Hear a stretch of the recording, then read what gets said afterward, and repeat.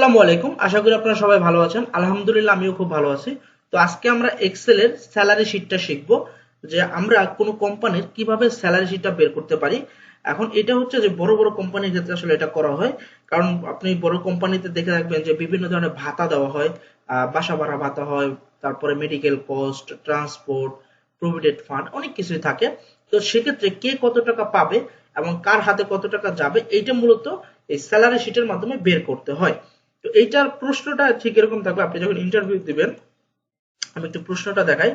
প্রশ্নটা ঠিক এমন থাকবে যে শরীফ সাহেবের মাসিক বেতন 30,000 টাকা বেসিক, মানে তার বেসিক বেতন 30,000 টাকা, এটা কখনো কমবেও না কখনো বাড়বেও না। তবে তাকে বাড়ি ভাড়া ভাতা দেওয়া হয় 20%, যাতায়াত ভাতা দেওয়া হয় 10%, চিকিৎসা ভাতা দেওয়া হয় 10%, ট্যাক্স দিতে হয় 5% ও প্রভিডেন্ট ফান্ড 10% দিতে হয়। তাহলে মাস শেষে শরীফ সাহেব কত টাকা পান?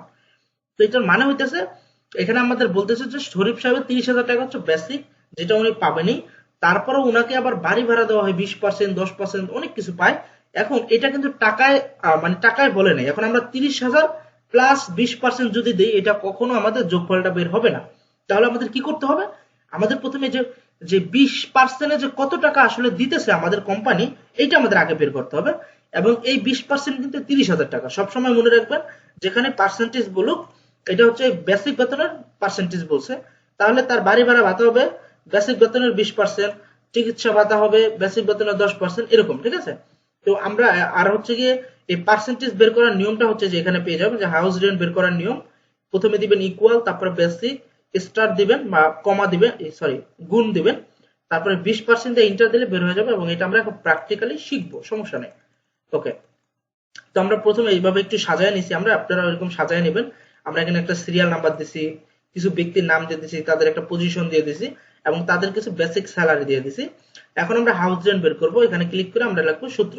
তো এখানে আমরা প্রথমে দিব হচ্ছে ইকুয়াল, তারপর হচ্ছে বেসিকটা সিলেক্ট করবো, জাস্ট সিলেক্ট, এখানে কোনো লেখার কোনো কাজ নেই, তো সিলেক্ট করে দিয়ে তারপর আমরা এখান থেকে গুণ চিহ্নটা দিব, তারপরে কত পার্সেন্ট বের করতে চাই 20 লেখা পার্সেন্টেজ চিহ্নটা দিয়ে দিব, এবং ইন্টার দিলে দেখবেন যে কাজ হয়ে গেছে। একেবারে ইজি। এটা আসলে স্যালারি শিটটা এত সহজ, আপনি না করলে বুঝবেনই না।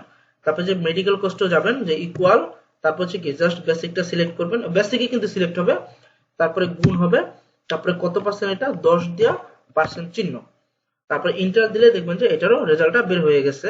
এখান থেকে আমরা, আচ্ছা এখান থেকে আমরা এগুলোকে একটু কালো কালার করে দিই, এটা সাদা হয়ে আছে বক্সটা। ওকে, এখন দেখবেন যে এটা বের হয়ে গেছে। এবং বাকিগুলো কিন্তু সেম সিস্টেম।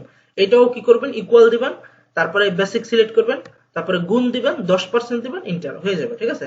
তো আমি এই সবগুলাকে আমি ভিজিবল করে দিচ্ছি, এই যে। তো এইভাবে হচ্ছে আপনারা এই সবগুলা বের করে নেবেন, একই সিস্টেম। এখন অ্যাডভান্স, এই অ্যাডভান্স হচ্ছে, অ্যাডভান্স কিন্তু সবাই নেয় না।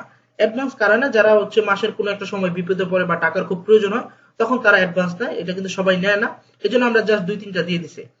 এখন হচ্ছে আমাদের মূল কাজ নেট স্যালারি বের করা, যে এই সবগুলো মিলে সে কত পাইছে। হ্যাঁ, এই নেট স্যালারিতে যাই আমরা এখন এটার যোগ বিয়োগ হিসাব করব।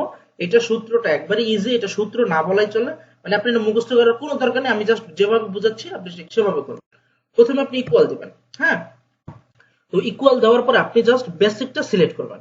এই বেসিকটা সিলেক্ট করার পরে, কারণ এটা তো আমরা পাবোই, এটা তো কোনো প্লাস মাইনাস নাই, এজন্য আমরা এটাকে সিলেক্ট করলাম যে এটা আমরা পাবোই। তারপরে যেটা আছে যে হাউস রেন্ট, এটা কি আমাদের কোম্পানি দেয় নাকি আমাদের থেকে নেয়? এখানে একটা ব্যাপার বলি, যে এখানে জাস্ট কোম্পানি যদি আমাদের দেয় তাহলে প্লাস চিহ্ন দিয়ে ওটা সিলেক্ট করবেন, আর যদি কোম্পানি আমাদের থেকে নেয় তাহলে মাইনাস দিয়ে ওইটা সিলেক্ট করবেন। ওকে, তাহলে আমাদের হাউস রেন্ট হচ্ছে আমাদের কোম্পানি দেয়, তাহলে আমরা প্লাস চিহ্ন দিয়ে আমরা house rent select. Medical cost এটাও আমাদের দেয়, প্লাস দেয় মেডিকেল কস্ট। ট্রান্সপোর্ট এটাও আমাদের দেয়, প্লাস দেয় ট্রান্সপোর্ট। ট্যাক্স এটা আমাদের থেকে কাটা নেয়, তাহলে আমরা মাইনাস দেয় ট্যাক্স। প্রভিডেন্ট ফান্ড এটাও আমাদের কাটা নেয় প্রতি মাসে মাসে, মাইনাস দেয় প্রভিডেন্ট ফান্ড। এবং অ্যাডভান্স এটা তো নিবেই, আমি অ্যাডভান্স যে কোনো একটা সময় নিছি মাসের, এখন এটা তো আমার কাছ থেকে মাস শেষে বেতন থেকে কাটা নিবে, এটা তো বোঝাই যায়, তাহলে মাইনাস দেয়া অ্যাডভান্স। এখন আপনি ইন্টার দিলে আপনার নেট স্যালারিটা বের হয়ে যাবে। দেখেন একবারে কত ইজি, আপনি জাস্ট টান দিলেই নেট স্যালারি হয়ে গেছে। তো এভাবে আপনারা স্যালারি শিটটা করতে পারেন, এবং এটা বেশি বেশি করে প্র্যাকটিস করবেন। সহজ দেখা আবার প্র্যাকটিস করা ছেড়ে দেন না, প্রচুর পরিমাণে প্র্যাকটিস করতে হবে, তাহলে আপনি এটা আপনার কাছে সহজ মনে হবে। আপনি যদি সম্পূর্ণ ফ্রিতে অফিস ম্যানেজমেন্ট কোর্সটি করতে চান তাহলে এখনই ডাউনলোড করুন আমাদের শিখবই অ্যাপ। এই অ্যাপে আপনি পাবেন MS Word, MS Excel, MS PowerPoint, Adobe Photoshop, internet সহ মোট 40টি ক্লাস। তাও সম্পূর্ণ ফ্রি। তো বুঝতেই পারছেন শিখবই অ্যাপ আপনার জন্য কতটা উপকারী। তো ডাউনলোড করুন শিখবই।